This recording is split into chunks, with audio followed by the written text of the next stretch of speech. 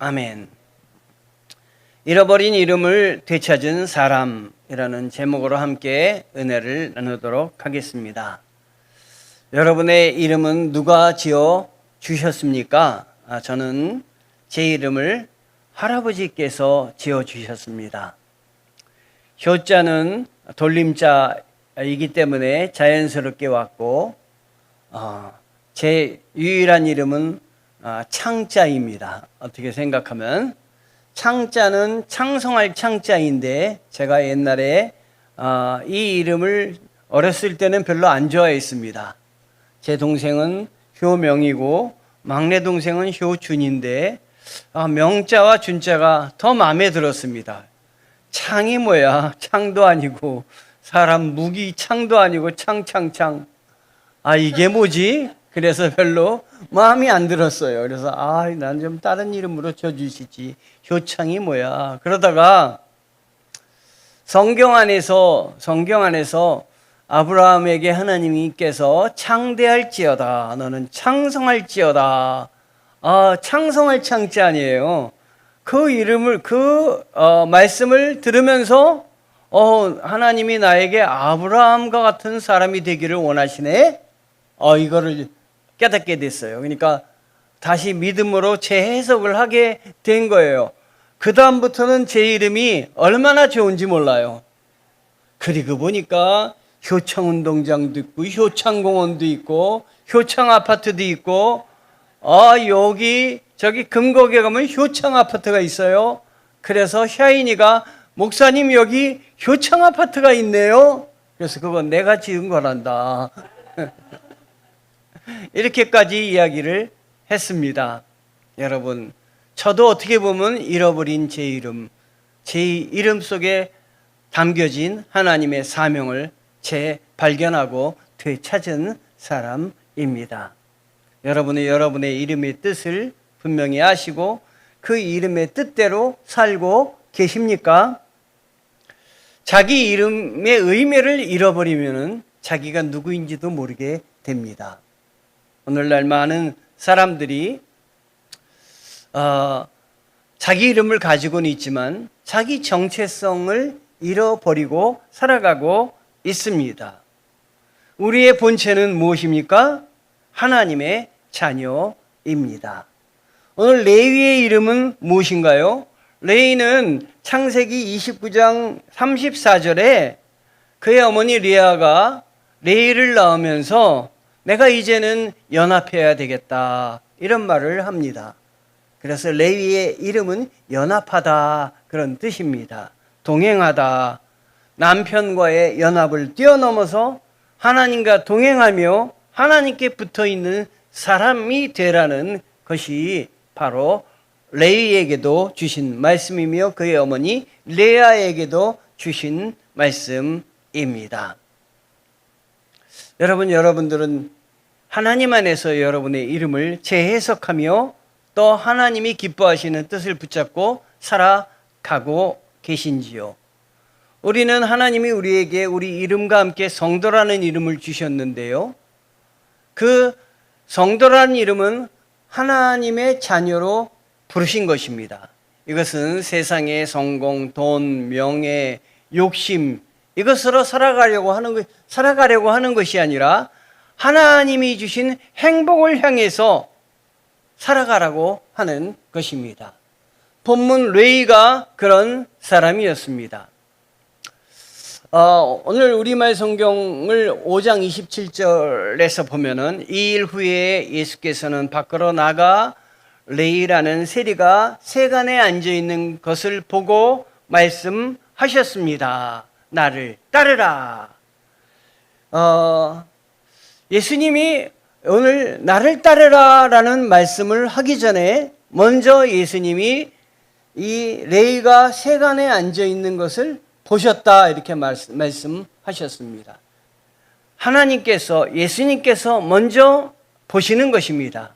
우리를 먼저 보고 계십니다.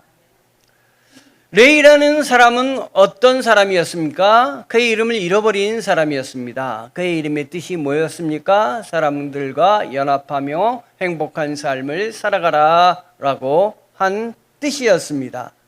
참 이상한 소개를 하고 있는데요. 레위라는 세리. 그러면 레위는 세리가 되어서는 안 된다는 그 말씀이 아닐까요?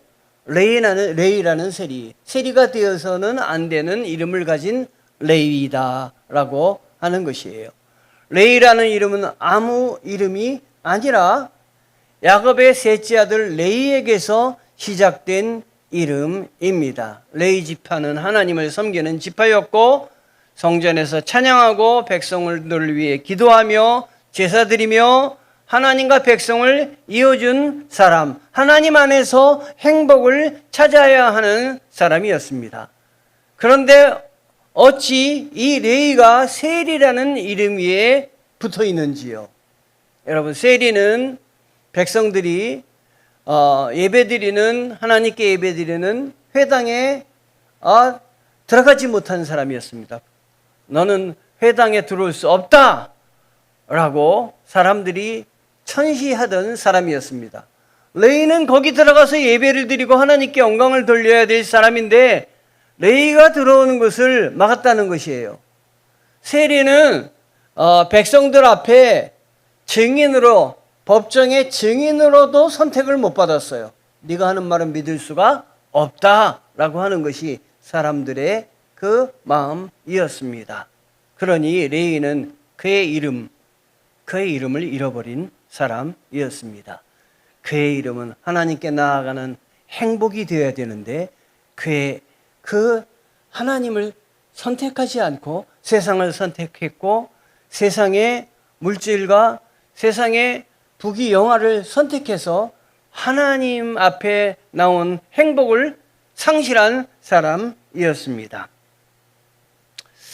레위가 앉은 자리가 어떤 자리입니까? 성전이 아니라 세간에 앉아 있었고 찬양 대신 돈을 세고 있었습니다. 하나님 대신 로마를 섬기고 있었고 사람들을 축복하기보다는 세금을 걷고 있었습니다. 하나님께서 임명한 고귀한 자리가 아니었습니다. 세상 일에 사로잡혀서 동족, 동료들을 모두 버린 자리였습니다. 이 세리는 세간에 앉아서 지나가는 사람들에게 돈을 걷는데 2중 3중의 돈을 걷었습니다. 로마 정부를 위해서도 걷었지만 자기 자신을 위해서도 수단과 방법을 거리지 않고 걷었습니다. 그래서 세리가 보이면 사람들은 피해 갔습니다. 이렇게 사람들을 축복해야 할 사람인데 사람들에게 돈을 뜯어내고 있었습니다. 그러니 레위가 앉은 자리는 본인에게는 행복한 자리인지 모르겠지만 사람들이 피하는 자리이고 그것도 모르고 앉아있는 자리이니 슬픔이 가득한 곳이었습니다. 이름은 레위인데 사람은 세리였습니다. 제 친구 중에도 이름은 요한이라고 지은 이름이 있는데 전혀 요한과 같이 살아가지 않는 애가 있었어요. 삶은 세리와 같은 삶이었습니다. 이름을 어떻게 지어줬냐 할 때 할아버지가 교회도 나가지 않는데 그 이름이 멋있는 것 같아서 지어줬다고. 혹시 우리들의 삶의 모습이 아닌가요? 우리가 앉아있는 자리가 행복한 자리이며 우리가 앉아있는 자리가 기쁨의 자리가 되어야 되는데 내가 앉아있는 자리가 기쁨의 자리, 행복의 자리가 아니라 슬픔의 자리가 혹시 아닙니까? 우리의 이름은 성도입니다. 집사인데 세상 사람처럼 살고 권사인데 염려 속에 살고 장로인데 세상 계산에 묶여 살고 목사인데 하나님의 일보다 사람의 평가를 더 의식할 때도 있습니다. 이름은 성도있는데 삶은 세리처럼 살아갈 수가 있습니다. 이런 우리들에게 주시는 디모데후서 3장 5절의 말씀이 있는데요. 경건의 모양은 있으나 경건의 능력은 부인하니 이 같은 자들에게서 내가 돌아서라 말씀을 하십니다. 경건의 모양뿐만 아니라 경건의 능력도 있는 우리 성도가 되시기를 바랍니다. 그러나 우리 주님은 다른 사람을 다 세리를 보고 법정 증인으로 세우지도 않았고 예배당에도 들어오지도 못하게 하셨지만 오늘 말씀을 볼 때 예수님이 세간에 앉아있는 그 레위를 보셨다. 그리고 말씀하시며 나를 따르라 말씀하셨다고 나와 있습니다. 예수님만은 그의 그 마음, 그의 됨됨이를 예수님은 보셔서 그의 현재보다 그의 앞날을 보셨습니다. 그의 가능성을 보셨습니다. 사람들은 세리에게서 죄된 모습만 봤지만 예수님은 이 레위에게서 제자 레위를 보셨습니다. 세리가 아닌 레위를 보셨다. 사람들은 버려야 할 사람이라고 생각을 했습니다. 그러나 예수님은 그를 불러야 할 사람, 고쳐서 쓸 사람이라고 생각하셨습니다. 그리고 말씀하셨습니다. 나를 따르라. 아주 짧은 말씀이지만 이 짧은 말 한마디가 그의 인생을 뒤집었습니다. 나를 따르라 이 말씀은 내 뒤를 걸어오라는 물리적 이동이 아닙니다.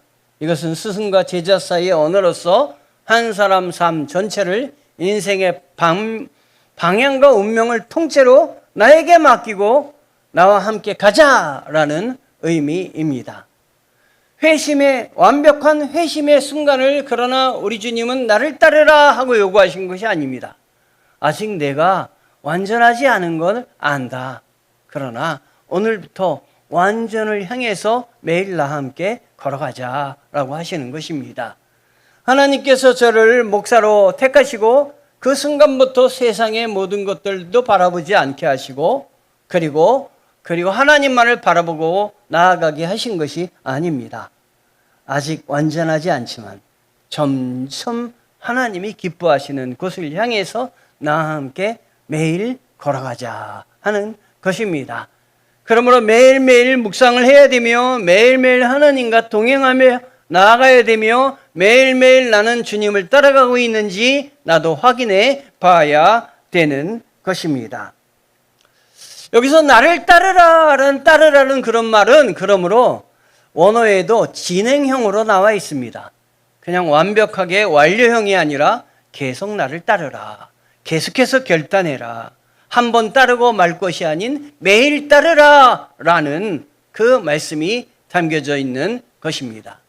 여러분 미켈란젤로의 돌덩이를 아시는지 모르겠어요. 어느 날 미켈란젤로가 쓸모도 없는 돌덩어리를 하나 사가지고 왔어요. 대리석이었습니다. 그랬더니 사람들이 저 못생긴 돌덩어리는 왜 갖고 오셨어요? 그랬더니 미켈란젤로가 이렇게 얘기를 했다고 합니다. 나는 저 돌 안에 있는 다윗이 저 돌 안에 들어있는데 나는 그를 꺼내주려고 합니다 라고 했다고 합니다. 몇 년 후에 아주 멋진 이 돌덩어리는 다비드상이 되어서 사람들 앞에 나타났습니다. 다비드상입니다. 이번에 성지순례를 가서 이 다비드상을 진짜 직접 한번 보고 왔어요. 대단하더라고요. 전신상은 여러분이 한번 찾아보시기 바랍니다. 좀 껄끄러운 부분이 있어서 제가 여기까지만 보여드립니다. 예수님은 다르게 보시는 예수님이십니다. 사람들은 레위를 세리로 보았습니다. 그러나 예수님은 레위를 사도로 보셨습니다. 사람들은 레위에게서 실패한 한 인간을 봤지만 예수님은 레위에게서 미래의 전도자 레위를 보셨던 것입니다. 오늘도 주님은 우리 안에서 우리가 보지 못하는 하나님의 작품을 먼저 보고 계십니다. 내 안에 먼저 보고 계시는 하나님의 작품은 무엇일까요? 예수님께서도 사람들 앞에는 건축자의 버린돌이 되셨습니다. 그러나 하나님께서는 그 건축자의 버린돌을 모퉁이 머릿돌로 보셨습니다. 그리고 바꾸시고 계획하시고 우리들 앞에 예수 그리스도를 구세주로 세워주셨습니다. 누가복음 5장 28절에 그러자 레위는 그 자리에서 벌떡 일어나 모든 것을 버려두고 예수를 따랐습니다. 여기서 예수님이 먼저 보시고 그에게 명령하셨는데 하나님의 명령은 우리로 하여금 일어서게 하십니다. 듣는 자들에게 일어서게 하십니다. 죄와 멸시에 붙박혀 있던 레이의 인생에 하나님께서 일어나라 할 때 그가 모든 것을 버려두고 일어났습니다. 몸을 일으켰습니다. 부르심은 언제나 몸을 일으키게 합니다. 이 시간도 여러분에게 우리 주님의 명령이 임하기를 원합니다. 아무개야 그 자리에서 일어나라, 나를 따르라 할 때 일으켜서 주님을 따르시는 여러분 되시기를 바랍니다. 이렇게 레이는 세간의 자리에서 일어났습니다. 어울리지 않는 자리에서 레이는 먼저 변화된 후에 부름받은 것이 아닙니다. 부름받고 나서 변화가 되었습니다. 완벽해서 제자가 된 것이 아닙니다. 완벽해서 세례를 받는 것이 아닙니다. 부족하지만 주님이 이제 나를 따라오지 않으련 지금까지 너희가 따랐던 부와 명예, 권세는 너에게 행복을 주는 것이 아니야. 너는 행복한 삶을 살도록 내가 인도했는데 그건 하나님을 따르는 삶이야. 그러니 그걸 버리고 나를 붙잡아라 라고 하는 명령에 순종했기 때문에 이 레이는 제자가 될 수가 있었던 것입니다. 여러분, 구원은 완벽한 사람이 되는 것이 아닙니다. 구원은 예수님의 손을 붙드는 것입니다. 여러분, 많은 사람이 돈과 명예, 권세 이거를 붙잡으면 행복한지 알고 그거를 따라 삽니다. 이걸 붙잡고 있으면요 주님이 보이지 않게 돼요. 주님이 주신 행복을 모르게 됩니다. 그런데 우리는 자꾸 돌아봐요. 내가 이미 버렸다고 생각하는 부귀, 권세, 명예 이런 것들을 자꾸 돌아봐요. 그래서 하나님이 주시는 은혜, 하나님이 주시는 행복의 길로 나가지 못해요. 그런데 지금 레이는 그걸 잡아갔어요. 부귀, 명예, 권세 이런 걸 잡아봤는데 외톨이가 되었어요. 사람과 다 어울리지도 못했어요. 사람들에게 따돌림을 당하고 법정의 증인으로도 못 쓰고 하나님께 예배드리고 싶은데 회당에도 들어가지 못하는 거예요. 그래서 그 자리가 기쁨의 자리가 아니고 그 회당 앞에 그 관세청 앞에 앉은 자리는 기쁨의 자리가 아니라 슬픔의 자리고 좌절의 자리였는데 그 자리에 주님이 나타나셔서 아무도 그를 관심을 가져주지 않는데 관심을 가져주시고 나를 따르라 할 때 참 행복이 그에게 온 것을 알고 그의 눈이 열려서 확 붙잡았던 것이에요. 붙잡으셔야 돼요. 주님 붙잡으셔야 됩니다. 예수님의 손을 붙잡는 게 구원입니다. 우리가 일어서야 할 자리, 어떤 사람은 걱정의 자리입니다. 어떤 사람은 상처의 자리일 수 있습니다. 어떤 사람은 욕심의 자리일 수도 있습니다. 어떤 사람은 죄의 자리일 수도 있습니다. 주님은 말씀하십니다. 내 자리에서 일어나 나를 따르라. 이것은 단순하고 명확한 고백입니다. 나는 예수를 위해 산다. 이 레위는 이렇게 이제 결단을 했던 거예요. 인생의 목적이 돈이었는데, 그래서 행복도 없고 기쁨도 없었는데 인생의 목적이 예수님을 붙잡으면서 분명해진 것이에요. 예수님을 만난 후에 레위는 먼저 잔치를 열었습니다. 여러분, 잔치를 열었다는 것은 진짜 그냥 잔치를 열었구나 생각할 수 있겠지만 그는 회개 후에 하나님을 영접하며 하나님께 영광 돌리는 잔치를 벌였다고 하는 것이에요. 회개 후에 예수님을 모시고 예수님의 제자들을 모시고 잔치를 열었다고 하는 것입니다. 잔치를 열으며 그의 모든 그 불의한 재물 5분의 1 이상 그 불의할 때 불의하게 얻은 것은 갚아야 된다고 했는데 잔치를 벌이며 나는 옛 모습대로 살지 않겠다고 하고 5분의 1이라면은 이 세리는 누구에게 얼마만큼 받았는지 알 수가 없는 거예요. 엄청나게 돈을 먹은 거예요. 그러니까 5분의 1씩 갚다 보면 자기 재산이 다 날아갈 수가 있는데, 그러나 그는 그것을 각오하고도 잔치를 열고 하나님께 영광을 돌렸다는 것은 그의 삶이 완전히 변화되었다. 예수님의 부르심으로 다른 것을 쳐다보게 되었다 하는 것입니다. 성경은 아주 중요한 표현을 씁니다. 예수를 위하여. 바로 예수님을 위하여 그렇게 한 것입니다. 얼마나 단순하고 명확한 고백입니까? 여러분들 돌아서시기 바라요. 낙심의 자리, 좌절의 자리, 슬픔의 자리에서 일어나서 기쁨의 자리로 나오시기를 바랍니다. 주님이 명하십니다. 나를 따르라. 많은 사람들은 돈을 위하여, 성공을 위하여, 자존심을 위하여, 체면을 위하여 살아갑니다. 그러나 레이는 이제 하나님과 연합하기로, 그의 이름대로 연합하기로, 예수님을 위해 살기로 결정을 했습니다. 그 순간 그의 집은 전도장소가 되었고, 그 순간 그의 집은 하나님과 어울려, 예수 그리스도와 어울려 그 말씀을 나누는 선교의 식탁이 되었습니다. 레이가 주께 받은 새 이름, 마태복음은 같은 사람의 이름을 다른 이름으로 부르는데요, 레이라는 이름을 우리 주님은 마태로 바꿔 주셨습니다. 레이가 마태복음을 쓴 것입니다. 마태는 히브리어로 마타이에서 온 이름으로 하나님의 선물이라는 뜻입니다. 세관 앞에서 오고 가는 사람들에게 멸시를 당하는 그가 하나님의 선물이라는 이름을 다시 받았습니다. 레이라는 이름을 가지고 세리처럼 살았습니다. 그러나 예수님을 만난 후에는 하나님의 선물인 마태로 살게 되었습니다. 여러분, 여러분의 삶이 과거에 어떤 삶이었습니까? 감사와 기쁨과 은혜가 넘치는 삶이었습니까? 아니면 돈과 명예와 세상의 권세를 바라보며 사는 삶이었습니까? 이제 주님이 여러분을 붙잡으셔서 점차 지금 변하게 하시는데, 이미 나를 따르라는 명령에 따라서 굉장히 많은 걸음을 걸어오셨습니다. 뒤돌아보시기 마시기 바랍니다. 쟁기를 잡은 자는 뒤돌아봄이 옳지 않다고 했습니다. 이제부터는 하나님의 선물로 살아가시기 바랍니다. 이 마태로 이름이 바뀌자 인생도 바뀌었습니다. 세리가 사도가 되었고, 돈을 세던 손은 복음서를 기록하는 손이 되었습니다.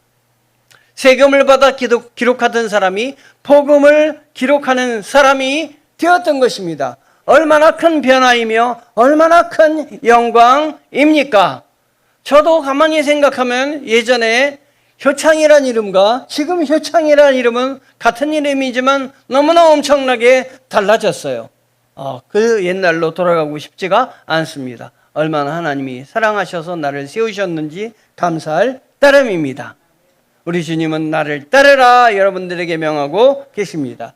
예수님은 이 레이를 부르셨던 것처럼 오늘 우리를 부르고 계시고, 주님은 우리의 실패 가능성, 죄보다 은혜의 가능성을 보시고, 현재보다 미래를 보시고, 세리보다 레이를 보시는 것처럼 우리를 보고 계십니다. 우리 주님은 부르시면서 자격을 묻지 않습니다. 넌 자격이 안 돼 있어. 넌 예전에 너무도 많은 나쁜 일을 했어. 묻지 않으세요. 주님은 오늘 말씀을 보니까 이렇게 말씀하십니다. 예수께서 그들에게 대답하셨습니다. 건강한 사람에게는 의사가 필요 없고 병든 사람에게만 의사가 필요하다. 예수님이 가시는 곳은 병자가 있는 곳입니다.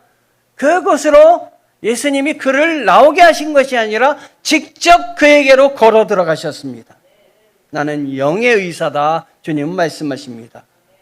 우리 그러므로 지금부터는 예수 그리스도를 만나 내 삶에 내가 원하는 것이 1순위로 세우지 말고 하나님이 원하시는 것을 1순위로 세우시는 여러분 되셨으면 좋겠습니다.